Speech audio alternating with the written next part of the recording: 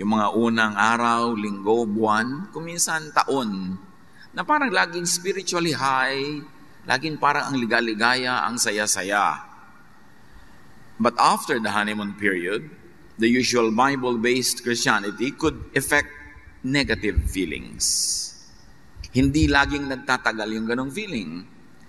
Because after stepping back on the ground, many Christians actually have feelings of failure, na hindi naman talaga nila natutupad yung mga utos sa Bible, hindi naman talaga nangyayari sa kanila lahat yung dapat mangyari, and therefore it leads to feelings of guilt. And if not treated well, it leads to hypocrisy. They pretend that everything is well because everybody else in the church seems to be well.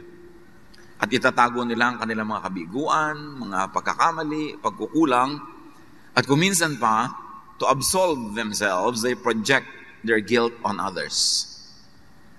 It can happen that people do this. And it is because of a misplaced self-righteousness. O kaya naman, ang feeling ng iba, yung parang, wow, tagumpay na tagumpay sila sa kanilang spiritual life, na napakaayos ang kanilang buhay, tumino lahat. Sometimes it could lead to feelings of self-righteousness, which leads to feelings of judgmentalism and unkindness, even cruelty to fellow believers who are failing. So dalawa ang pwedeng maging negative feeling ng mga born-again Christians after the honeymoon period, so-called. O kaya a combination of those feelings. In the other areas of their lives, parang napakamatagumpay nila, nasusunod nila ang kautusan, pero in other areas they fail. So it leads to double-mindedness, sometimes to double lives. That in areas where they seem to be spiritually successful, they are very open, they display it, but in areas where they fail, they hide, living double lives.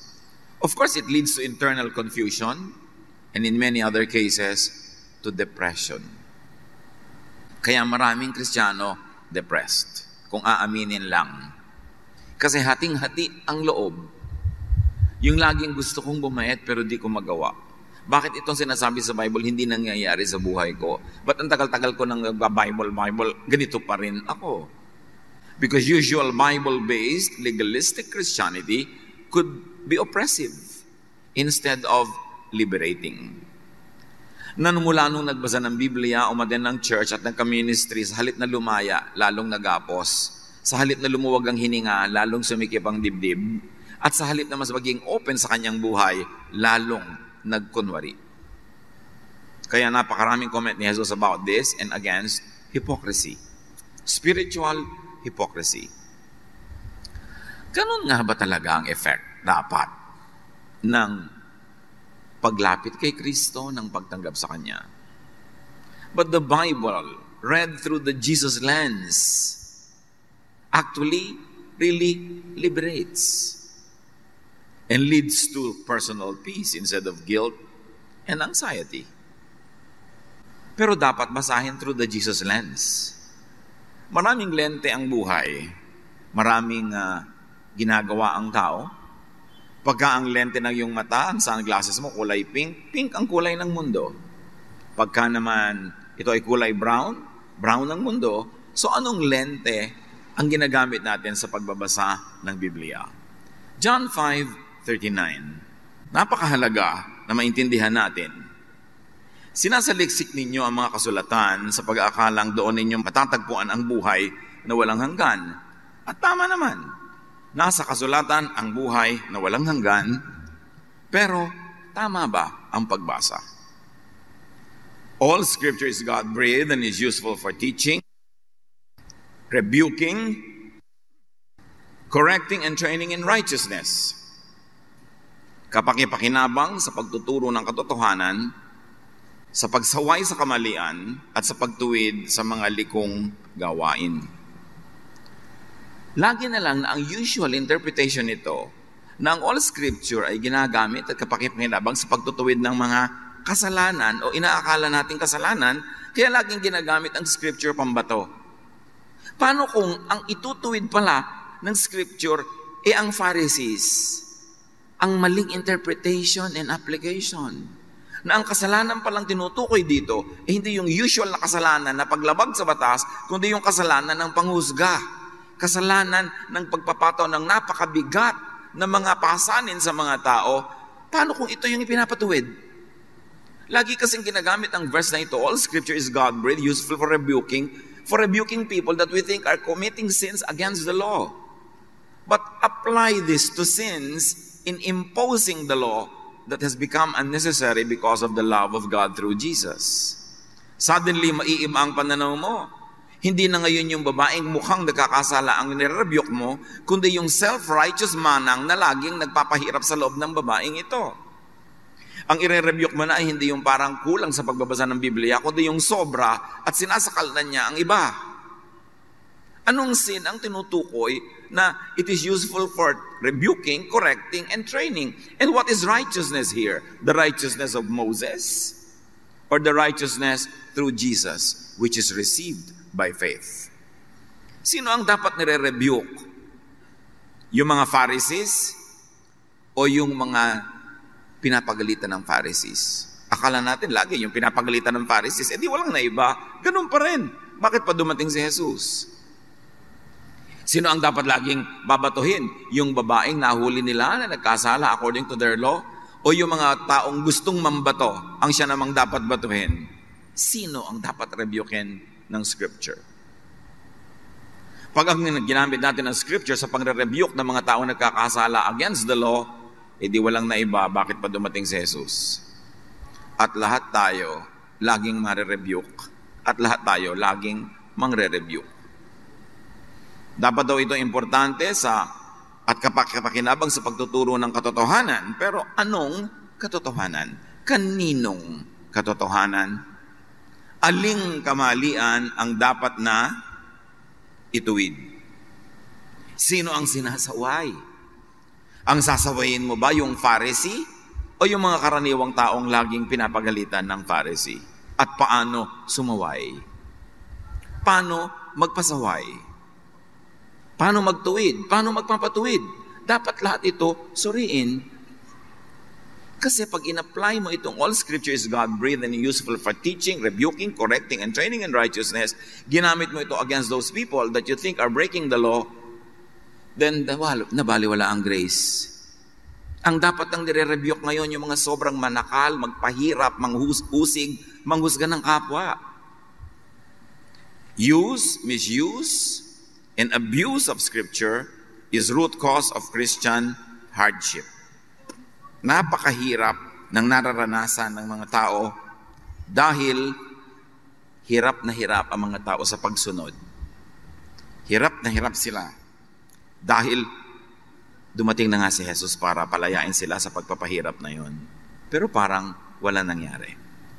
Kaya habang nagbabasa ng Biblia, habang nagpapaka-banal-banal, lalong sumisikip ang dibdib. Kasi sa totoong buhay, hindi naman talaga nasusunod kahit ng born-again Christian ang lahat ng yan. Dati, alam niya hindi niya nasusunod, pero ngayong siya ay Kristiyano na nadagdagan ng guilt dahil ine-expect na dapat nasusunod na. Nasaan yung grace kung yung law uli ang paiiralin? So how could Scripture be used correctly? How could misuse and abuse of Scripture be prevented? Or minimized, at least? What is the relevance and connection of Jesus to Scripture? Why was Jesus sent by the Father? Sagutin ang lahat ng ito. To set people free from the law. So that they don't need to be guilty when they are short by the standards of the law. Kaya meron tayong tinutukoy na Jesus filter. At ano ang Jesus filter na ito? Parang salaan. Sinasala natin ang lahat ng katuruan, ng mga batas, ng Old Testament, maging ng New Testament, sa pamamagitan ng salaan ni Jesus. At dapat yung lumalampas dito na i-apply natin ngayon sa ating buhay ay mga loving applications. So may mga old laws that can still be used up to now kung loving at papasa kay Jesus. At yung mga hindi na loving, hindi na pumapasa, hindi na gracious and kind, isa sa isang tabi na. Kaya dumating si Jesus to set us free from the oppression of the law. Napaka-importanting isip-isipin, paano natin gagamitin ang Scripture. Trying to live by all the laws and regulations in the Bible without the Jesus filter could really make people guilty and anxious. Because no one can follow all the laws all the time. John 7:19, hindi ba't ibinigay sa inyo ni Moises ang kautusan? Bakit wala ni isa man sa inyo ang tumutupad nito? Kasi walang makakatupad. Acts 15:10, sinabi ni Pedro sa mga overzealous Christians that wanted to impose the law on Gentile believers, now then, why do you test God, or why do you make God angry by putting on the necks of Gentiles a yoke that neither we nor our ancestors have been able to bear? Bakit nyo ginagalit ang Diyos? Inalagyan nyo ng pamatok ang mga Gentile na hindi naman Hudyo, na mga pamatok na mga Hudyo na ni tayo at ang ating mga ninuno hindi naman nakayang dalhin. Kaya sabi ni Kristo, come to me, my yoke is easy, my burden is light. You don't have to carry the yoke of the law. Yung sa akin madali, sa akin ay magaan, kasi ako ang pumasan ng lahat ng hirap. Bakit kailangang ilagay sa leeg, sa balikat ng mga hindi naman Hudyo, ang mga batasan ng mga Hudyo, na ni ang Hudyo'y hindi naman nakayang sumunod? Bakit mahirap when you're under the law? Because breaking one law means breaking all. Pagka sa law ka sumunod, kailangan sundin mo lahat. James 2:10, ang lumalabag sa isang utos, kahit tumutupad sa iba pa, ay lumalabag sa buong kautusan. Sa buong kautusan. Nasusunod mo ba lahat? Sa lahat ng oras? Sa lahat ng panahon? No. So ang feeling mo ngayon, guilt and anxiety. Kaya mas maraming nagiging neurotic na mga relihiyoso kaysa hindi. Kasi pag pumasok ka sa religion na law ang pinapairal, lagi kang masama. Lagi kang guilty. Kaya ang iba pinapahirapan ng sarili, hinahampas, lumuluhod sa mga pako, nag-aayuno, pinapahirapan ng lahat-lahat ng bahagi ng kanilang katawan para maibsan ang kanilang guilt feelings. Pero hindi rin, palala rin ang palala. Kasi minamasama nila ang lahat ng mga desires, minamasama nila lahat ng natural tendencies, ang lahat ng naiisip, lahat ng nagugustuhan. Nandun naman talaga yun, no matter how much you deny. Kaya tinanggap tayo ng Diyos sa pamamagitan ni Jesus sa kabila ng lahat ng yun. Tapos, ang isang tao na tumanggap sa Panginoon, ibabalik mo na naman siya sa law, di pinahirapan mo lang siya lalo.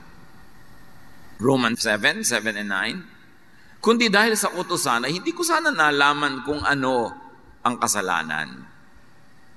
Nang dumating ang utos, nabuhay ang kasalanan. Sinasabi ni Pablo, kaya tayo always feeling guilty because we're always focused on the law. Because the law will only make you feel miserable. The law makes you feel sinful and always short of God's glory. Romans 3:20, sa mga mahilig sa law, walang taong mapapawalang sala sa paningin ng Diyos sa pamamagitan ng pagsunod sa kautusan. Sapagkat ang ginagawa ng kautusan ay ang ipaalam sa tao na siya'y nagkasala. Yung kautusan, pag nanalamin ka, ang lagi lang sinasabi ng salamin, guilty ka, masama ka, mali ka. Sabi, yun lang ang ginagawa ng law sa atin. Romans 7:14-15, alam natin ang kautusan ay espiritual, ngunit ako'y makalaman at alipin ng kasalanan. The way Paul looks at sin and righteousness is very interesting kasi pinaghiwalay niya ang espiritu at ang katawan, which was the prevalent Greek philosophy in the first century of Christianity. Yun ang umiiral na kaisipan ng mga Griego na lahat ng bagay na makalupa, may kinalaman sa katawan ay masama. At ang tama, banal at maganda ay yun lamang espiritual, yung hindi nakikita, yung nasa langit. Kaya sabi ni Pablo, lahat ng may kinalaman sa aking katawan, makasalanan. Hindi ko maunawaan ang aking sarili. Patuloy pa niya. Sapagkat hindi ko ginagawa ang gusto ko. Ano ba yung gusto niya? Kung yung ideya niya kung ano ang kabanalan, sabi ko, ano iniisip kong kabanalan? Hindi naman yun ang nagagawa ko. Sa halip, ang kinasusuklaman ko, at ano yun, yung mga sa tingin niya ay siyang tama, ay maling gawin, yung mga kinasusuklaman niya na unlawful activities, yung ganon, ang siya kong ginagawa. In other words, Paul was saying, yung natural na gusto ko masama. Yung maganda, hindi ko talaga magawa. Kasi ang katawan ko alipin ng kasaralan. That's why he felt very miserable. Because pagka law ang pinairal, ang pag-akyat sa langit ay parang pag-akyat ng hagdan na ang mga baitang ay matatalim na mga kutsilyo. Ganyan. Subukan nyo akyatin ang hagdan na to. Lahat ng hahawakan nyo at tatapakan, nahihiwa kayo, nahihirapan kayo, las kayo, duguan, hirap na hirap. Yan ang pag-akyat sa Diyos through the law. Na ginawa ng Panginoon na madali dahil nilagyan ng elevator na si Jesus. That through the Jesus elevator, you don't have to bleed. Jesus did the bleeding. The yoke is easy, the burden is light. At marami mga Kristiyano, lito, yung mga hakbangan ng ganung hagdan na may mga kutsilyo, pinaghalo nila ang law and grace. Pinaghalo si Moses at si Jesus. So, may mga hakbang na kutsilyo, may mga hakbang na kutsyon, yun si Jesus, tapos kutsilyo ulit. Kaya, ano ba ako ngayon? Law or grace? Ano bang iiral sa buhay ko ngayon? The grace of God or the strictness of the law? Magkahalo. Kaya ang buhay nila, magkahalo, lito. The Jesus filter is the cancellation by Jesus of many old laws and even new laws that were yet to be invented by later Christians. Yung Jesus filter, dadaan doon lahat ng old law. Pero lahat din ng law na inimbento ng church after Jesus, even the New Testament church, dapat padaanin din doon kasi marami rin silang ibinalik na law. Tulad ng mga sabi ni James, huwag pa rin kayong kakain ng ganito, kayong gagawa ng ganon. Yung mga Judaizers, gusto pa rin nilang i-circumcise ang mga Gentile believers. So marami silang ibinalik na laws. So kailangan natin ng Jesus filter talaga. Ano yan? Yung mga regulations, mga teachings, traditions, law, doctrines, padaanin sa Jesusness filter. At yung lalampas lang sa filter, yung nagpuproduce ng love, ng rest, ng peace, ng quietness, yun ang ipamuhay at atupagin. What we call the Jesus filter. But you don't want the law, you don't want legalism, you want Jesusness. Because Jesusness is what gives us peace and rest and love. Colossians 2:13-14, when you were dead in your sins, God made you alive with Christ. He forgave us all our sins. Having canceled the charge of our legal indebtedness, He has taken it away, nailing it to the cross. Lahat ng utang natin sa legalism ng law, binayaran ni Jesus. Canceled, taken away, nailed forever to the cross, dead, buried. And what resurrected? Who resurrected was Jesus. Not legalism, not the law, but love. At ito ang dapat igiit sa mga Kristiyanong confused, pinaghahalo-halo ang law at love araw-araw. Kaya failure, success, guilt, nice feeling, nakakalito. Ephesians 2:14-15, for He Himself is our peace, setting aside in His flesh the law with its commands and regulations. Pinawalang bisa niya ang kautusan kasama ang mga utos at mga alituntunin nito. May lilinaw pa ba? Pinawalang bisa ang mga kautusan. Bakit laki natin pinapairal sa kapwa at sa sarili? Hindi naman natin nasusunod, guilt lang ang bunga. Kasi kung may bisa pa yan, baliwala ang kamatayan at pagkabuhay na muli ni Jesus, nagsayang siya ng panahon. Hebrews 8:7-13, for if there had been nothing wrong with the first covenant, the Old Testament, no place would have been sought for another. By calling this covenant new, He has made the first one obsolete. And what is obsolete and outdated will soon disappear. Ubod ng linaw. Kung wala daw mali sa unang tipan, bakit gagawa pa ng bagong tipan? E di ituloy na lang yung lumang tipan. At sa pagtawag daw ng new covenant, ng new agreement, ng bagong tipan, binaliwala, kinancel na yung lumang tipan. Hebrews, very clear. Inalis na ang batas. Inalis na yung bato na pamatay.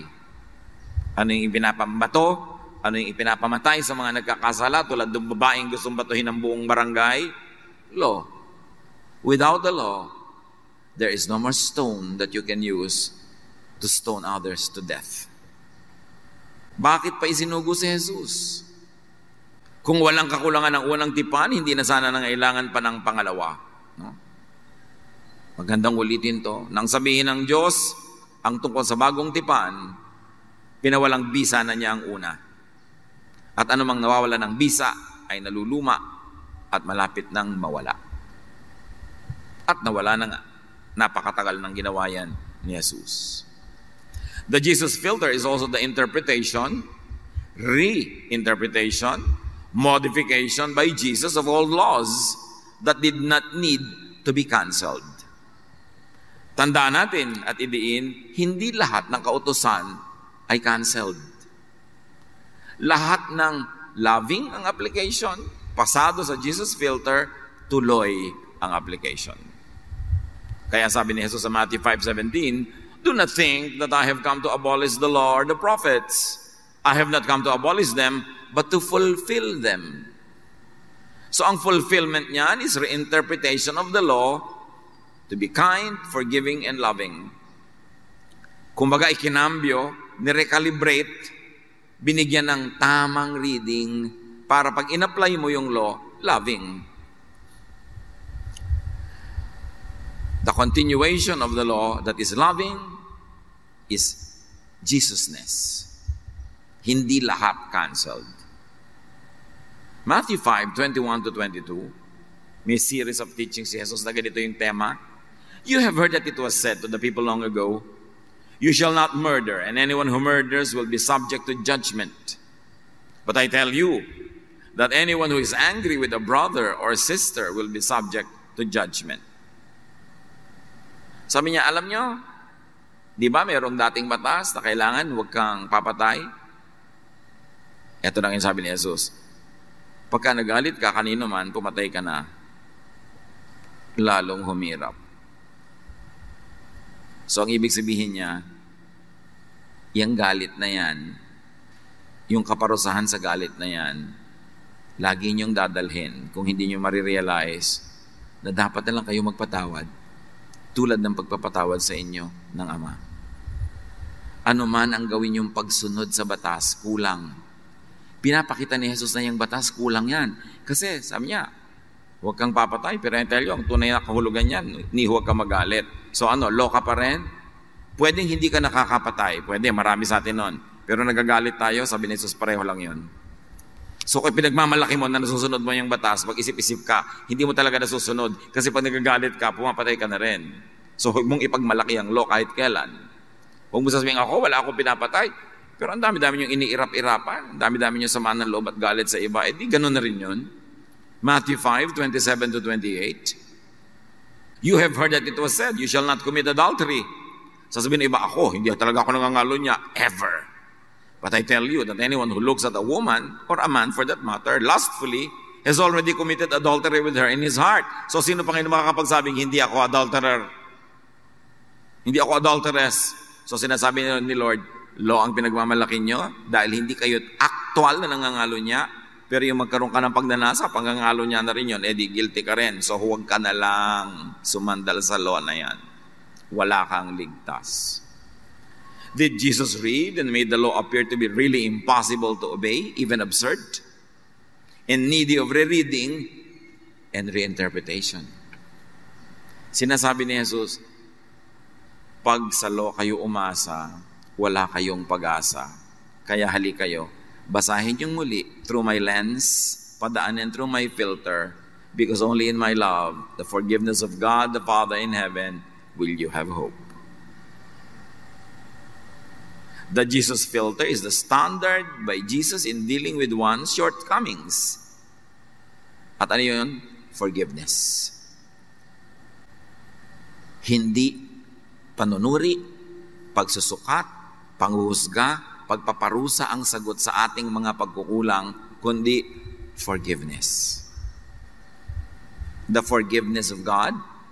At yun din ang hinihinging sagot natin sa pagkukulang, pagkakasala ng iba sa atin. Forgiveness pa rin. Nandun lang ang pahinga. Pag pinatawad mo ang tao, mapapahinga siya. At ikaw din, kasi habang hindi mo siya pinapatawad, ikaw din ang nagdadala ng galit. Pagod ka rin. Matthew 6:14-15, sapagkat kung pinapatawad ninyo ang mga nakakasala sa inyo, patatawarin din kayo ng inyong Ama na nasa langit. Ngunit kung hindi ninyo pinapatawad ang inyong kapwa, hindi rin patatawarin ng inyong Ama ang inyong mga kasalanan. So para tayo mapunta sa Ama, it's not by obeying the law, but by being forgiven by God. And that happens when we also forgive others. Ang standard ni Jesus, tolerance of others and of self. Pagtanggap. Kumisan, tinitiis mo ang pagtanggap, pero tiisin mo, tanggapin mo, tolerance. Kasi ganun ang ginagawa ng Ama sa atin through Jesus. Matthew 5:44-45, ngunit ito naman ang sinasabi ko, ibigin ninyo ang inyong mga kaaway at ipanalangin ninyo ang mga umuusig sa inyo upang kayo'y maging tunay na mga anak ng inyong Ama na nasa langit. Sapagkat pinasisikat niya ang araw sa mabubuti, gayon din sa masasama.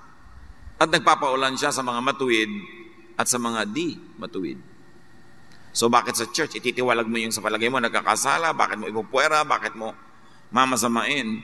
Si Jesus ang may sabi, nagpapaulan ng Ama sa mabuti at sa hindi. Pinasisikatan ng araw ang mabuti at hindi. Kasi actually, through the blood of Jesus, lahat na mabuti. Kahit internally, alam mong hindi.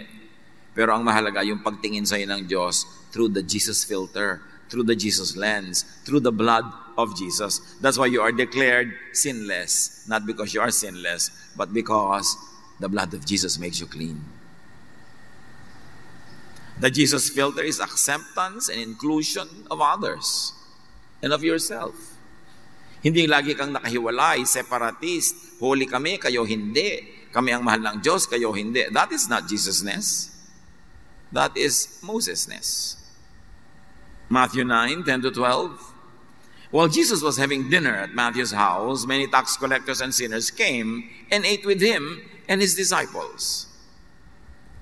When the Pharisees saw this, they asked his disciples, "Why does your teacher eat with tax collectors and sinners?"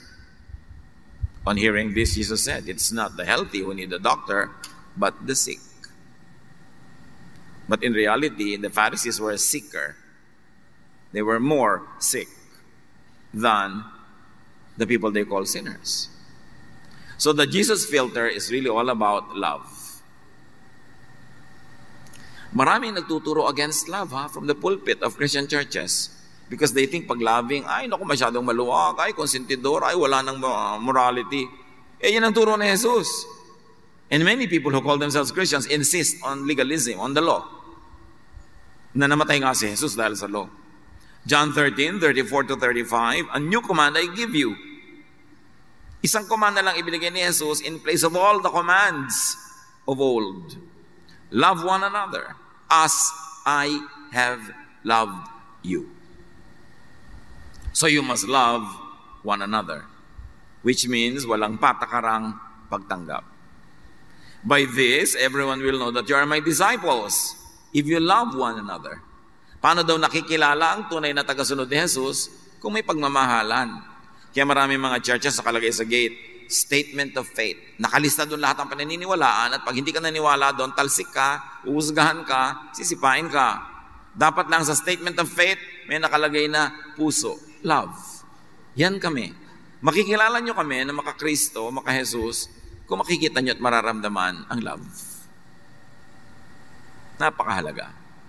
But let us not be unreasonable in our expectations of love. Nakit hindi ka na sumusunod sa mga regulasyon na para may kaayusan, mga human regulations for the sake of order, gusto mo itolerate ka pa rin dahil love, wrong application. Kasi hindi ka loving sa pag-park mo sa no parking area. Hindi ka loving kung hindi ka sumusunod sa mga crowd control and discipline dahil nakakagulo ka sa iba. So meron pa rin mga ganung uri ng regulasyones pero hindi may kinalaman sa personal holiness kundi sa public order. Dapat meron talagang mga regulasyon para hindi magulo. The Bible, when read, understood, interpreted, and applied through the Jesus filter, will not lead to burdensome religiosity. Dapat hindi bigat ang nararamdaman ng sumusunod kay Jesus. But this is what traditional Christianity had become. Instead, it should lead to fresh, refreshing, empowering, and enjoyable Jesusness.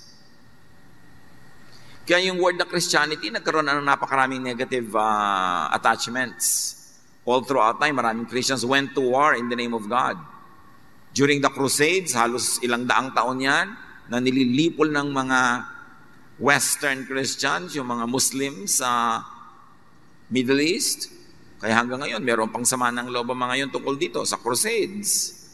Marami mga warang mga Protestants versus Catholics in Europe. Ang dami-dami mga bansa ang sinakop, kinawawa, dinusta ng Western civilizations in the name of evangelism and in the name of God. Kaya yung word na Christianity, ang gulo-gulo na, marami nang kasama yon na negative. We should go back to Jesusness. Plain, simple, pure, minus the additions and subtractions of religion. Jesusness gives peace and rest, promotes love, and is really what Jesus teaches and gives. In fact, the first believers were not even called Christians. They were called followers of the way. And the way was Jesus, and the way was the way, the method, the style of Jesus. John 5:24, pakatandaan ninyo, ang nakikinig sa aking salita at sumasampalataya sa nagsugo sa akin ay may buhay na walang hanggan. Hindi na siya hahatulan, kundi nakatawid na siya sa buhay mula sa kamatayan. So, believers of Jesus have no business judging one another. Kasi sinabi, hindi na tayo hahatulan. What does that really mean? Huwag tayong laging mag-backslide sa law, sa style ng mahilig sa law na laging nangahatol, nanguhusga sa sarili at sa kapwa. John 10:10, Jesus says, I have come that they may have life and have it to the full. Full life. How can you have a full life when you're always guilty? How can you have a full life when you're always short of the law? You can only have a full life when you are rested and peaceful because you rest in the love of God through Jesus. Not something you earn, but something that is given for free. Not something that you keep, but is kept by Jesus in heaven. Because He always lives to make intercession for people like us. Matthew 11:28-30, probably the most repeated scripture ever sa atin because it's the central teaching of Jesus and should be the main effect of Jesusness. Come to me, all of you who are weary and burdened by the law yun, and I'll give you rest from the law. Take my yoke upon you and learn from me, not from the lawgivers. For I am gentle and humble in heart, not like them. And you will find rest for your souls, not stress, not anxiety. For my yoke is easy and my burden is light, not heavy like the burden of the law. John 14:27, peace I leave with you. My peace I give you. I do not give to you as the world gives. Do not let your hearts be troubled, and do not be afraid of the law and punishment. Marami pa, Kristiyano na nga, takot na takot pa sa second coming, takot na takot pa sa end of the world. Dumadating si Jesus, matatakot ka, di ba dapat matuwa ka nun? Tinatakot kasi ng religion. Laging pananakot, laging kulang ka, repent, the end is near. Tagal ko na nag-repent. Ba't pa ulit-ulit? At yung the end is near na yan, 2,000 taon na yan eh. Wala pa rin naman. So bakit ko laging iisipin yan? Ang dapat isipin ko, mahalin ang kapwa, alagaan ang aking sarili at ang aking kapwa, magpaka-Jesus, at kung kailan man darating yan, di dumating, sabi nga ni Jesus, tanong kayo ng tanong, ako nga, hindi ko alam yan eh. Hindi yan alam ng mga anghel. Bakit nyo ba inuukil-kil na alamin yan? Ang alamin nyo ay paano maging maibigin. Ano mang oras kayong abutan ang end of the world na yan, kung ano man ang ibig sabihin yan, edi okay kayo because you're loving and you're being loved. Do not be obsessed with that and do not be afraid. A-attend ka ng church, tatakutin to ko sa end of the world. Bakit pa tayo may Savior kung takot ang effect? Dapat pahinga. So, ano mang oras abutin yan. Yung iba, nagre-resign pa sa trabaho dahil marapit ang end of the world. Samantala yung laging verse na binabasa nila, 2 women were working at the mill. One is taken, one is left. So nagtatrabaho sila nung abutan. So huwag kayo mag-resign. 2 men are working in the field. One is taken and one is left. So nagtatrabaho. So huwag kayong tumigil sa enrollment sa school. Huwag kayong tumigil sa trabaho. Keep on living. At kung kailan tayo abutan yan, edi yun. Salamat. But relax. The world is in God's hands. Huwag tayong lagi na lang na natatakot.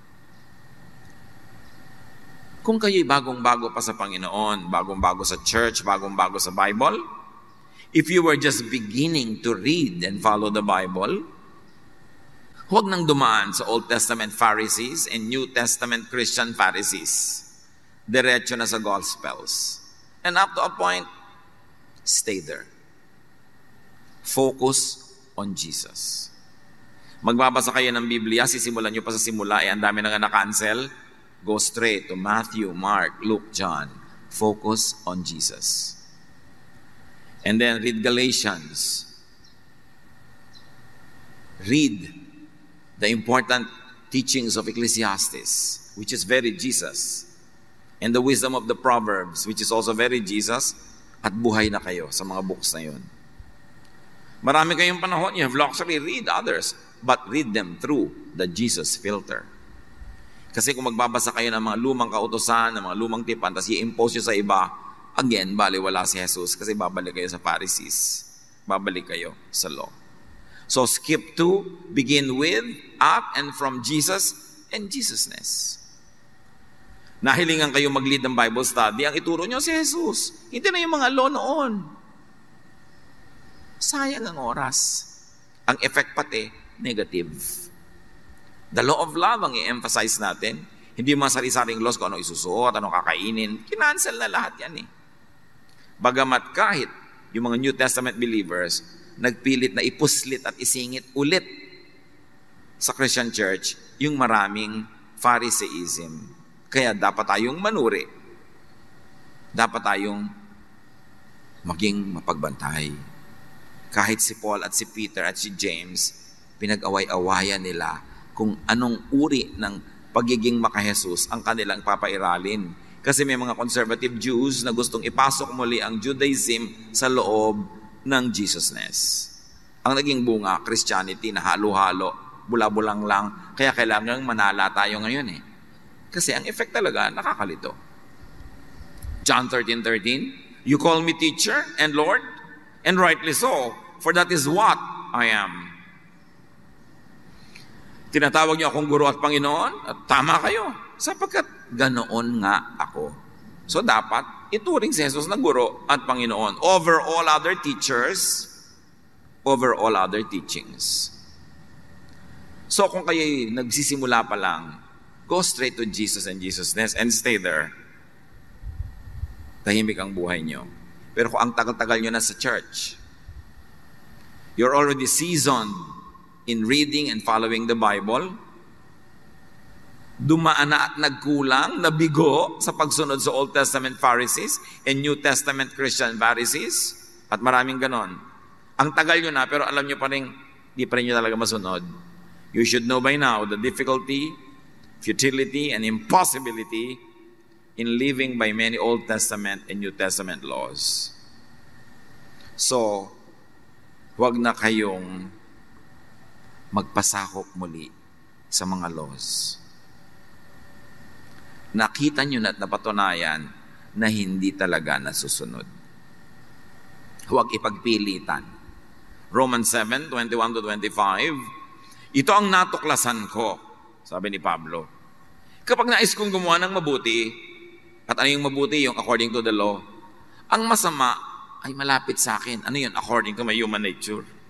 Sa kaibuturan ng aking puso, ako'y nalulugod sa kautusan ng Diyos, pero hindi ko magawa.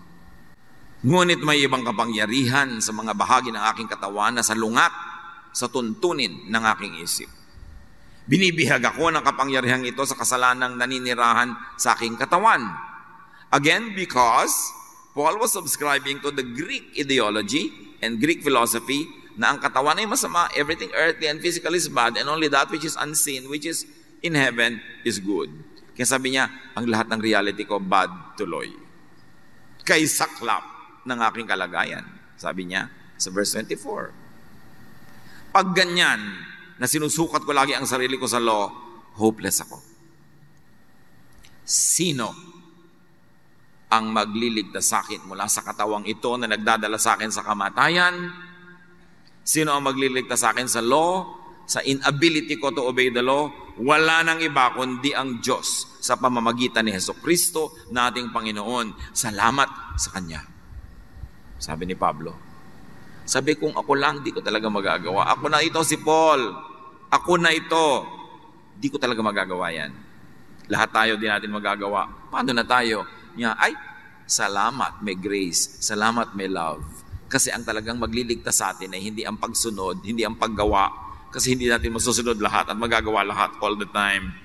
Ang magliligtas sa atin ay ang walang patakarang pagmamahal at pagtanggap ng Diyos sa pamamagitan ni Jesus. Kaya pwedeng magpahinga. Kaya pwedeng matahimik ang tao. Ang atupagin, grow in spirit. To grow, dapat may na-outgrow. Para ka lumaki, meron kang pinagkakalakhan, meron kang iniiwan. 1 Corinthians 13:11. Nung ako'y bata pa, ako'y nagsasalita, nag-iisip at nangangatwirang tulad ng bata. Ngayong ako'y mayroon ng sapat na gulang, iniwanan ko na ang mga asal ng bata. At ano pinag-uusapan dito? Legalism. Subscription to the law. Sabi ni Pablo, kasi si Pablo, dahil tao din naman, nag-develop din siya. Hindi naman lahat ng paninindigan niya nung una, gano'n na rin hanggang tumanda siya. Nag-develop din. Kaya sabi ni Jesus, nung araw, masyado ako legalistic. Pero ngayon, mature na ako, hindi na ako isip bata. Naunawaan ko na ang pag-ibig. Kaya si Paul noon na laging nagagalit, laging may pinapagalitan, may pinapatiwalag pa, nung lumaon, sabi niya sa 1 Corinthians 13. So, meron daw iba, faith, hope, love. But the greatest of this is love. Na-realize ni Paul at itinuro ni Paul na at the end of the day, ang pinakadakila sa lahat ng katuruan ay ang pag-ibig. Imagine faith, hope, love. Sabi niya, the greatest is love. It's even greater than faith. It is even greater than hope. Love is what God is all about through Jesus. Na-develop din ang kanyang theology. So kung susunod-sunod ka sa theology niya, nung isip bata pa siya, pero nag-mature naman siya, at hindi mo napansin na nag-mature siya, at love nang in-emphasize niya later, lugi ka rin kahit kay Paul. Kailangan makita mong nag-develop din siya. Jesus grew in wisdom and stature, in favor with God and men. Even Jesus grew in ministry. So dapat, we should grow. Yung mga pag-iisip natin nung araw, na litong-lito, loba o love, grow and follow Paul. Sabi niya, the greatest is love. Then change from glory to glory. From one degree of Jesusness to another. 2 Corinthians 3:18, and we all are being transformed into His image with ever increasing glory. Ang dapat goal natin, maging lalong kamukha ni Jesus. We grow into Jesusness. Kung may magiging mas kamukha tayo, hindi sino mang propeta, hindi sino mang teacher, si Jesus. And have the new wine and use the new wine skin. And this is Jesus. Isa sa mga pinakamahalaga niyang talinghaga, bagong alak sa bagong lalagyan. Ibig sabihin, bagong pag-iisip sa bagong utak, bagong estilo ng paglapit sa Diyos sa paraan ni Jesus. Mark 2:22. And no one pours new wine into old wineskins, otherwise the wine will burst the skins, and both the wine and the wineskins will be ruined. No, they pour new wine into new wineskins. Nung araw, ang lalagyan nila ng alak ay mga balat ng hayop na ibinubuhol nila yung mga dulo na butas para hindi tumulo at hindi matapon yung wine. Sabi niya, pag luma na yung balat, maglalagay ka ng